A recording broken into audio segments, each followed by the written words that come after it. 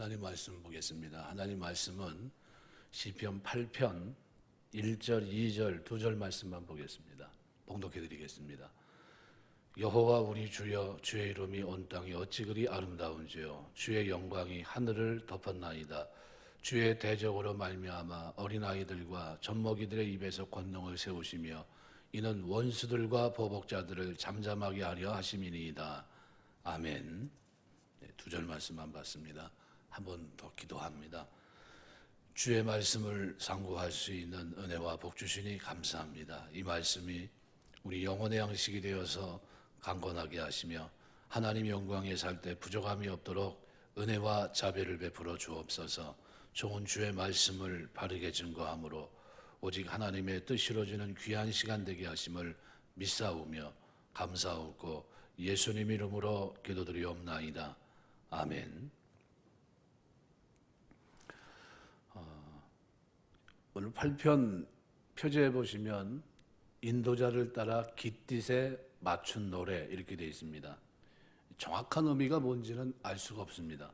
다만 반주용으로 쓰였던 어떤 악기이거나 또는 특정 리듬을 지칭하는 용어로 이해할 수 있습니다. 이 깃딧이란 이 단어가 학기티드라는 건데 원형이 키티드, 기티드라는 단어입니다.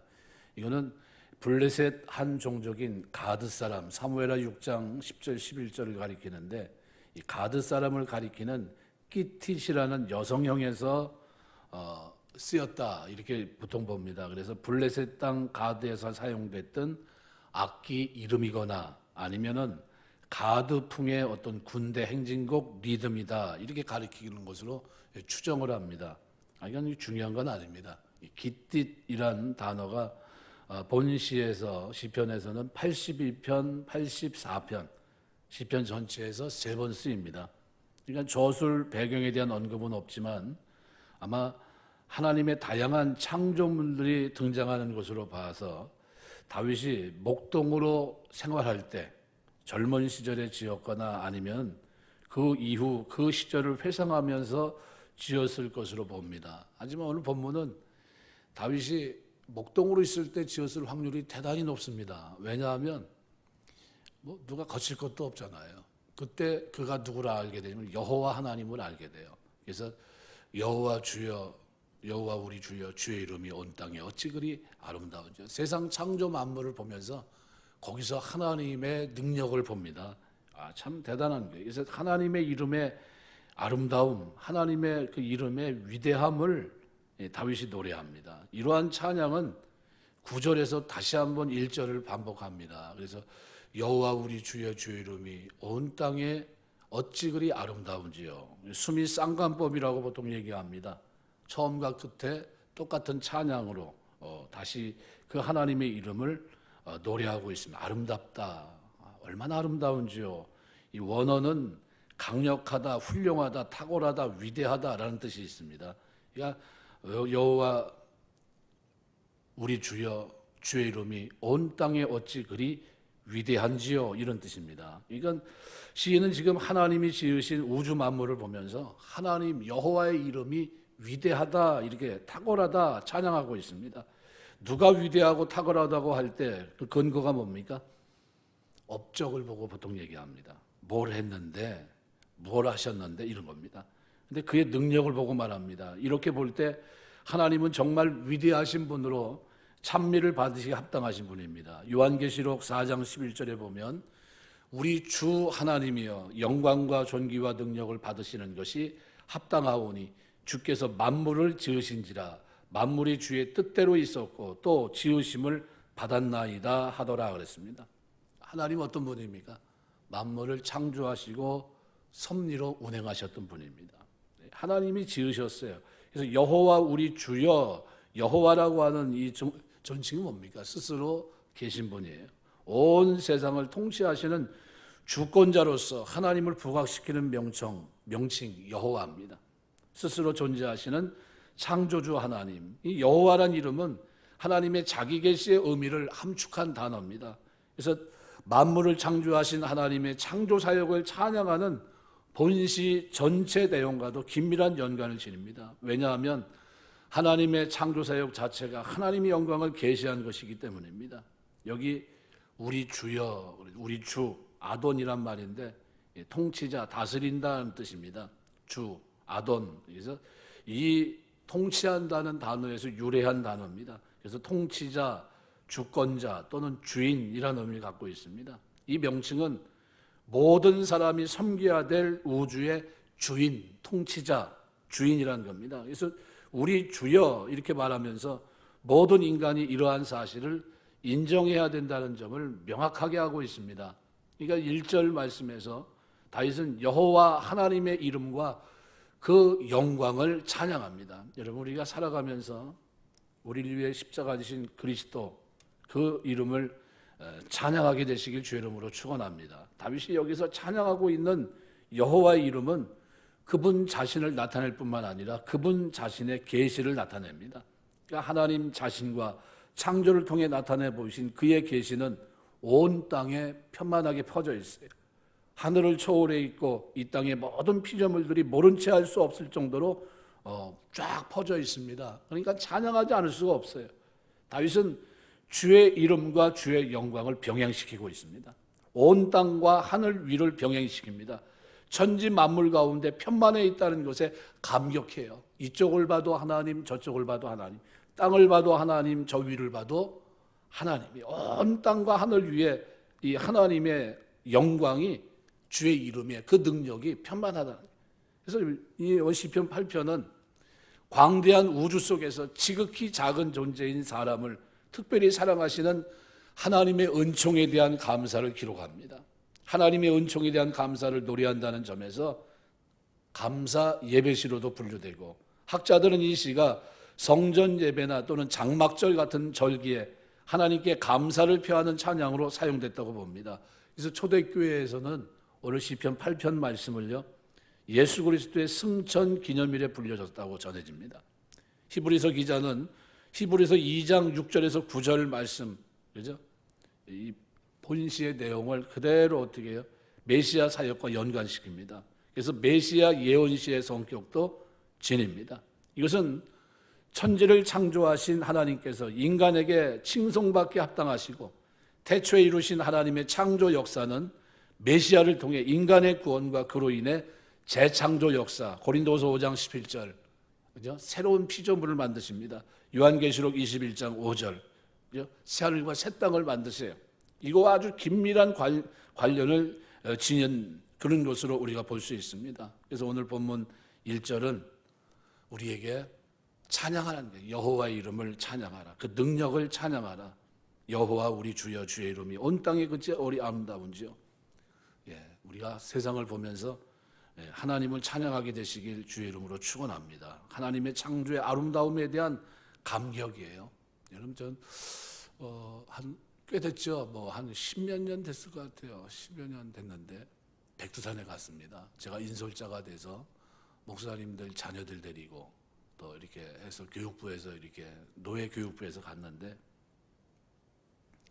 백두산에 올라가서 천지를 보면서 한 번에 딱 봤습니다. 한 번에 날이 좋게. 어떤 목사님 같이 오셨는데 자기는 몇 번째라네? 3번인가 5번째에 온대요. 한 번도 날 좋은 날을 만나지 못해서 이렇게 여러 번 왔다고 하는데, 그래서 백두산이 어떤 분은 그렇게 얘기하더라고요. 100번 가서 한 번 제대로 된 날 보는 날이 백두산이라고 그러더라고요. 한 번 가서 딱 봤는데 그날 얼마나 좋아하는지 모릅니다. 뭐 했겠습니까? 불러놓고 찬송하는 거죠. 저쪽에는 북한 초소도 보이고 막 그러는데 거기서 찬송했어요. 주 하나님 지으신 모든 세계 찬송하는데 아주 가슴이 뭉클하더라고요. 참 창조한 하나님의 창조예요. 오늘 1절은 우주 만물은 하나님의 능력과 신성을 증거하는 교과서입니다. 그래서 하나님의 이름의 아름다움, 위대하심을 찬양합니다. 여러분, 살아가면서 진짜 우리가 기도하면서 그런 기도를 좀 많이 돼요. 하나님이 창조한 세계를 좀 돌아보며 살 수 있게 해주십시오. 돌아보면서 하나님이 창조의 손길, 능력의 손길 뭐 하려고 돌아봅니까? 하나님 이름을 찬양하겠습니다. 그곳에 가서 여러분 기도하세요. 내가 전 세계 유명한 곳 몇 곳 이렇게 놓고 기도하시면서 하나님 제가 살아가는 동안에 반드시 이곳에 가서 하나님 창조한 창조의 손길을 보면서 하나님 위대하심을 찬양할 수 있도록 해주십시오. 기도할 만하지 않습니까? 이 정도면 여러분, 이게 예수 믿는 사람들은 그런 좀 은혜가 있어야 돼요. 하나님이 지으신 우주 만물에는 하나님의 능력과 신성이, 그분의 뜻이 그 속에 내포되어 있어요. 여러분, 어떤 건물을 딱 보면 건물 지은 사람의 작품이 나옵니다. 그죠? 그 사람이 어떤 사람인지, 이게 누구 건지, 이거 누가 졌어요? 이렇게 물어봐요. 우리가 세상을 지을 때 그 속에는 하나님의 치밀한 계획과 목적이 담겨 있습니다. 따라서 우주 만물에는 하나님의 뜻이 내포되어 있어요. 우리가 열린 마음으로 우주 만물을 바라보기만 해도 하나님의 능력과 신성, 뜻을 발견하고 그분을 경외하고 그분의 뜻을 알게 되고 거기에 순종하게 됩니다. 그래서 사도 바울은 로마서 1장 20절에서 이렇게 말해요. 창세로부터 그의 보이지 아니하는 것들 곧 그의 영원하신 능력과 신성이 그 만드신 만물에 분명히 보여 알게 되나니 그러므로 저희가 핑계치 못할지라. 우리가 세상 이 창조물을 보면서 그죠? 하나님의 능력과 신성, 그것이 만드신 만물에 분명하게 보여 알게 돼 있다. 그런데 현실은 어때요? 우주 만물을 보면서도 하나님 찬양하지 않아요. 우리가 하나님 경외하지 않고 있어요. 우리가 살아가는 동안 하나님 경외하시길 주의 이름으로 축원합니다. 인간이 타락해서 하나님을 볼 수 있는 영적 안목을 상실했어요. 타락한 인간의 눈에는 하나님이 보이지 않는 겁니다. 그들에게는 하나님이 없어요. 하나님이 지으신 만물을 보고도 하나님의 능력을 보지 못하고 신성을 보지 못하고 그분의 뜻을 깨달을 수가 없어요. 그래서 하나님은 당신과 당신의 뜻을 알게 하기 위해서 특별한 방법으로 계시해 주셨습니다. 때로는 친히 당신을 인간들에게 나타내 보이셨고 때로는 말씀으로 당신과 당신의 뜻을 계시해 주셨는데 그게 성경입니다. 그래서 성경을 보면 하나님에 대해서 그분의 뜻에 대해서 알 수 있고 하나님을 경외하고 그 뜻에 순종하게 만듭니다. 그러므로 성경에 근거해서 우주 만물을 보면서 그 안에서 하나님의 능력과 신성, 뜻을 발견하고 하나님에 대한 경외심을 새롭게 해야 됩니다. 성경을 보고 그 지으신 만물을 우리가 보게 된다면 우리도 다윗처럼 하나님의 이름의 아름다움을 찬미하지 않을 수 없어요. 그래서 우주 만물은 성경이 주어지기 전에 당신에 대해서 나타내 보이신 원천적인 계시, 우리가 보통 일반 계시라고 부릅니다. 우주 만물은 하나님의 능력과 신성, 뜻을 증거하는 교과서예요. 열린 마음으로 자연 만물을 대한다면 이것은 어떻게 해요? 하나님의 능력, 신성, 뜻을 발견하게 되고 하나님을 찬양하게 됩니다. 그래서 어떤 사람들이 예수를 잘 믿냐 하면요, 천체를 연구하는 사람들이 예수를 믿어요. 왜요? 너무나 정밀하기 때문에. 이건 누가 만들었지 그냥 생성된 게 아니라는 거예요. 시편 97편 6절 보면 하늘이 그 의를 선포하니 모든 백성이 그 영광을 보았도다. 예레미야 5장 22절은 이렇게 말합니다. 여호와께서 말씀하시되 너희가 나를 두려워 아니하느냐, 내 앞에서 떨지 아니하겠느냐. 내가 모래를 두어 바다의 제한을 삼되 그것으로 영원한 제한을 삼고 지나치지 못하게 하였으므로 파도가 흉용하나 그것을 이기지 못하며 뛰노나 그것을 넘지 못하노라. 모래턱이 왜 있어야 됩니까? 어떤 사람이 그렇게 얘기합니다. 누가 만드셨어요? 하나님이 만드신 거예요. 네, 여러분, 돌아다니면서 이렇게 보세요. 모래턱 없으니까 어떻게 해요? 물이 막 바닷물이 들어오고 난리가 나죠. 모래가 쓸려가고 어떻게 합니까? 제방 싸니까 제방이 제 역할 합니까? 못하잖아요. 뭐가 제 역할 합니까? 모래턱이 제 역할이에요. 그래서 모래를 어떻게 해요? 바다에 가가지고 또 퍼다가 또 갖다 놓잖아요. 누구 솜씨를 못 쫓아가는 겁니다. 창조주 하나님의 솜씨를 누가 이길 수 있겠습니까? 오늘 2절은 이렇게 말해요. 하나님은 주의 대적으로 말미암아 어린 아이들과 젖먹이들의 입에서 권능을 세우시며 원수들과 보복자들을 잠잠하게 하려 하심이라. 고린도서 1장 27절 28절에 보면 하나님은 약한 자들의 입을 통해 당신의 권능을 세웁니다. 하나님께서 세상에 미련한 것들을 택하사 지혜 있는 자들을 부끄럽게 하려 하시고 세상에 약한 것들을 택하사 강한 것들을 부끄럽게 하려 하시며 하나님께서 세상에 천한 것들과 멸시받는 것들과 없는 것들을 택하사 있는 것들을 폐하려 하시나니. 그러니까 2절 말씀에서 주의 대적, 원수, 보수자, 이게 뭡니까? 우주 만물에 나타난 하나님의 권능을 보고도 하나님을 경외하지 않고 대적하는 사람들을 가리킵니다. 이들의 특징은 스스로 강하다고 생각하고 잘난 체하는 겁니다. 교만하다는 거죠. 그들은 스스로 강하다고 여기면서 하나님을 경외하지 않습니다. 그에 반해서 어린아이, 젖먹이는 하나님을 경외하는 자들을 상징합니다. 이들의 특징은 어머니 보호가 없이는 살아갈 수 없는 연약한 존재라는 겁니다. 어린아이가 젖먹이에게 교만함이라는 것은 발견할 수가 없습니다. 그들은 부모의 존재를 인정하고 부모에게 전적으로 의탁합니다. 2절 말씀에서 이러한 어린아이와 젖먹이는 하나님이 지으신 만물에 나타난 하나님의 영광을 보고 하나님을 의지하고 하나님을 경외하는 사람들을 가리킵니다. 근데 하나님은 이처럼 연약한 어린아이와 젖먹이 입으로 말미암아 당신의 권능을 세우신다고 말씀합니다. 입으로 말미암아 권능을 세우신다는 것은 하나님의 주 되심을 인정하고 찬양하는 것을 말합니다. 하나님이 이렇게 겸손하게 당신을 경외하고 의지하는 자를 통해서 당신의 권능을 세워나갔어요. 그래야 당신의 대적하는 자들의 입을 막으시고 그들을 부끄럽게 하십니다. 오늘날의 이 기독교가 세계적인 종교가 되는 데 있어서 하나님이 누굴 쓰셨습니까? 약한 자들, 천한 자들, 부끄러운 자들을 많이 쓰셨어요. 로마를 무릎 꿇게 했는데 누굴 쓰셨습니까? 종들을 많이 썼어요. 하나님 일하시는 방법은 그렇습니다. 당신의 권능을 세우는 방법은 실로 우리가 볼 때는 그냥 웃음이 나와요. 경외하는 우리는 약하고 너무나 무능합니다. 그런데 약한 자를 들어서 강한 자를 부끄럽게 하세요. 하나님의 크신 권능으로 하나님이 세워가십니다. 그래서 야고보서 2장 5절은 이렇게 말해요. 내 사랑하는 형제들아 들을지어다.